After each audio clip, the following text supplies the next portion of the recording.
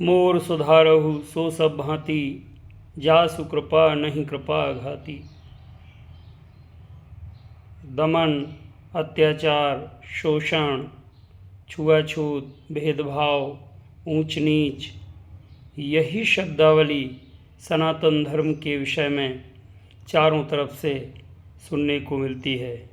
चाहे पुस्तकों में पढ़ लो, समाचार पत्र पत्रिकाओं में छपे हुए लेख पढ़ लो, टीवी सीरियल में देख लो अथवा हिंदी फिल्मों में देख लो।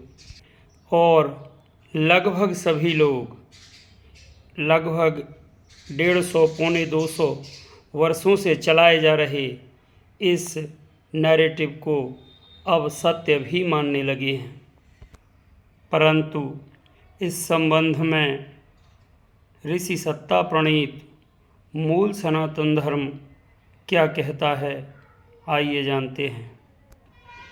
सनातन धर्म के दर्शन को, फिलॉसफी को जब हम देखते हैं तो पता चलता है कि शरीर और इससे संबद्ध संसार की वास्तव में कोई सत्ता ही नहीं है। सनातन धर्म की फिलॉसफी के अनुसार शरीर और इससे संबद्ध संसार प्रातिभासिक है, मायामय है, मरीचिका है, अर्थात मिथ्या है। इसकी वास्तव में कोई सत्ता ही नहीं है। यह अज्ञान से कल्पित है। ज्ञान हो जाने पर ये वैसे ही तिरोहित हो जाता है जैसे कि जाग जाने पर स्वप्न। तो जिसकी सत्ता ही नहीं है वह श्रेष्ठ कैसे हो सकता है और कनिष्ठ कैसे हो सकता है। गीता के 16वें अध्याय दैवासुर संपद विभाग योग के 15वें श्लोक से लेकर 17वें श्लोक तक, वैसे तो पूरे अध्याय में ही दैवी संपदा और आसुरी संपदा का विस्तार से वर्णन है, परंतु अध्याय 16 गीता के अध्याय 16 के श्लोक 15 से 17 तक स्वयं को श्रेष्ठ मानने को आसुरी संपदा संपन्न बताया है। स्वयं को जो श्रेष्ठ मानता है वह आसुरी संपदा संपन्न है, अर्थात असुर है। अब्राहमिक रिलीजन अर्थात इस्लाम, ईसाईयत आदि का जो परमात्मा है वह सृष्टि का निमित्त कारण है, अर्थात उसने इस सृष्टि को बनाई है। परंतु सनातन धर्म में सृष्टि का अभिन्न निमित्तोपादान कारण परमात्मा है, अर्थात निमित्त कारण तो है ही, उपादान कारण भी परमात्मा है। सरल शब्दों में कहें तो इस जगत में जड़ चेतन जो कुछ भी दिख रहा है वह सब परमात्मा है, वह सब ईश्वर है। अर्थात हमारा ईश्वर जगत बनाता नहीं है, जगत बनता है। जगत रूप में जो कुछ भी है वह सब ईश्वर है। गीता में भगवान कहते हैं, मत्तः परतरम नान्यत् किंचिदस्ति धनंजय, या ईश्वराः सर्वभूतानां हृद्देशेर्जुन तिष्ठति, या वासुदेवः सर्वमिति स महात्मा सुदुर्लभः। श्रीमद्भागवत, कपिलोपाख्यान, नवयोगेश्वर संवाद और भी अन्य स्थानों पर ये स्पष्ट आया है कि जो मूर्ति में तो भगवान के दर्शन करता है, परंतु चींटी से हाथी पर्यंत या कहें जड़ चेतन समस्त मूर्तियों में उस परमात्मा की सत्ता के दर्शन नहीं करता, वह अधम भक्त है। श्री रामचरितमानस में तुलसीदास जी कहते हैं, सो अनन्य जाकी असी मति न टरई हनुमंत, मैं सेवक सचराचर रूप स्वामी भगवंत।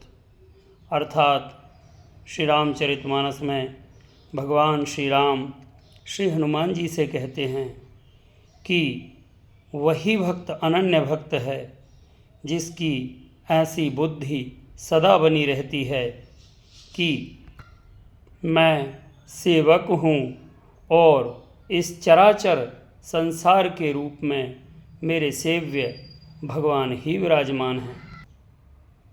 भक्ति मार्ग तो यही है कि मैं सेवक हूँ और मेरे सेव्य परमात्मा ही इस चराचर जगत में विराजमान हैं।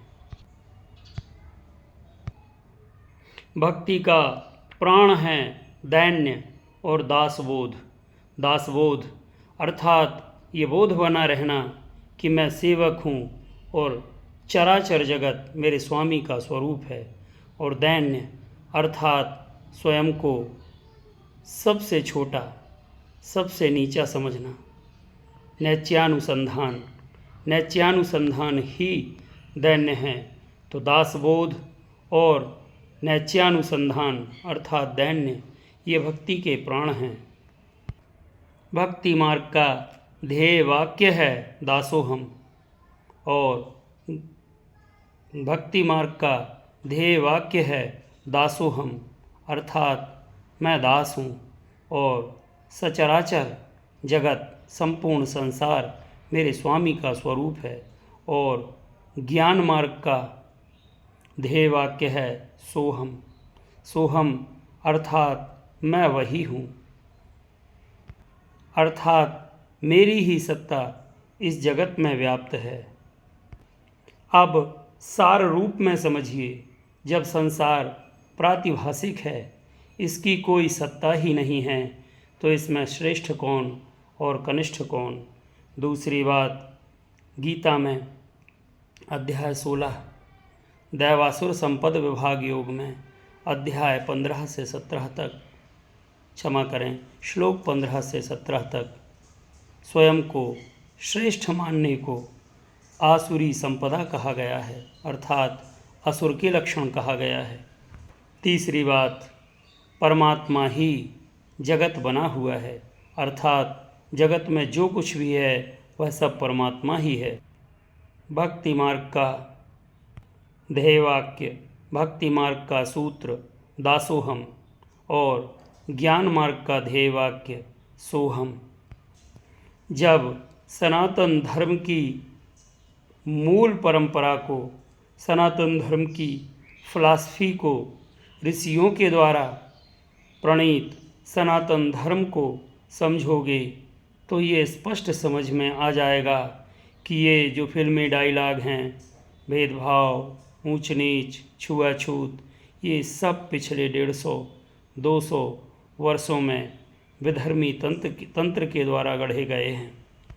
मूल सनातन धर्म से, सनातन धर्म के दर्शन से, ग्रंथों से इनका कोई लेना देना नहीं है। स्वयं पढ़ो, आपको स्वयं पता चलेगा कि आपके अपने ग्रंथों में क्या लिखा हुआ है और जो वर्तमान में सनातन धर्म प्रैक्टिस में है वह क्या है। सार रूप में यही कहूँगा कि कोई भेदभाव, छुआछूत, ऊंच नीच जैसी बात सनातन धर्म में नहीं है। हाँ, जो स्पर्शास्पृश्य विवेक है वह है, तो वह घृणामूलक नहीं है, वह अज्ञानमूलक नहीं है, उसमें स्वयं को श्रेष्ठ मानने जैसी कोई बात नहीं है। यदि कोई चतुर्थ वर्ण का हमारा भाई भी कल्याण की कामना करता है, अपने मन को, इंद्रियों को वश में करने का प्रयास करता है, तो उसके लिए भी ये विहित है कि वह संग्रह भोग में लगे हुए, माया में फंसे हुए, व्यसन व्यभिचार परायण ब्राह्मण के संपर्क से बचे। यहाँ किसी के प्रति घृणा नहीं है, यहाँ अपने मन को साधने की विधा है। क्योंकि जिसके संपर्क में रहेंगे, जिसका कमाया हुआ, स्पर्श किया हुआ, बनाया हुआ, छुआ हुआ खाएंगे, पिएंगे, उसके जैसी हमारी चित्तवृत्ति हो जाएगी, हमारी मनस्थिति हो जाएगी। बस इसी बात को ध्यान में रखते हुए खान पान की, संगति आदि की बात विचारणीय है। वह कहीं से कहीं तक घृणामूलक, श्रेष्ठतामूलक, कनिष्ठतामूलक नहीं है। वह सब अत्यंत विवेकमूलक है। जय श्री कृष्ण।